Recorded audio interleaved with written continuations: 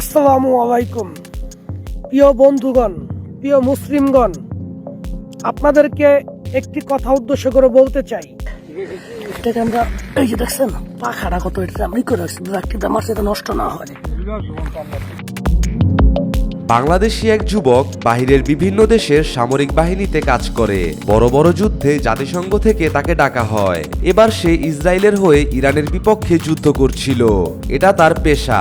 এখানে কোনো ধর্মবর্ণ নেই। ইরানের বিরুদ্ধে যুদ্ধ করার সময় সে অনেকগুলো ভিডিও আপলোড করে, যেখানে তিনি বলেন ইরানের মিলিটারি অনেক শক্তিশালী। ইসরায়েল আর আমেরিকাকে দুদিন ধরে নাকানি চুবানি খাওয়াচ্ছে। শত্রুদের আস্থানা আমরা ঘুরাই দিছি।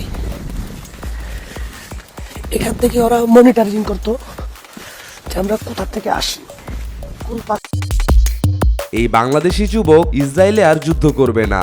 তিনি বলেন ইরানের প্রযুক্তি অনেক অত্যাধুনিক। এই কয়দিনে ইসরায়েল আর আমেরিকার হাজার হাজার সৈন্য মারা গেছে। এখন যারা আছে তারাও বেশি দিন টিকে থাকতে পারবে না। এরপর সে ইরানের শক্তির একটা প্রমাণ দেয়। আমাদের সবচাইতে বেশি সৈনিক যে মারা গেছে, এগুলা গুলির আঘাতে মারা যায় নাই, এগুলা মারা গেছে হইছে বোমের আঘাতে।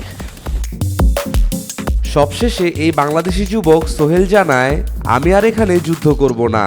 এটা আমার পেশা হতে পারে, কিন্তু আমি আমার ইরানি ভাইদের উপর গুলি চালাতে পারছি না। আমি এখানে এসেছি 1 সপ্তাহ হয়েছে। এই 1 সপ্তাহে আমি একটা গুলিও করিনি, কিন্তু নিজে অনেকবার মৃত্যুর হাত থেকে বেঁচেছি। কোনো মুসলিম যোদ্ধার উপর আমি পিস্তল তাক করতে পারিনি। এরপর তিনি তার মরতে মরতে বেঁচে যাওয়ার একটা গল্প শেয়ার করেন।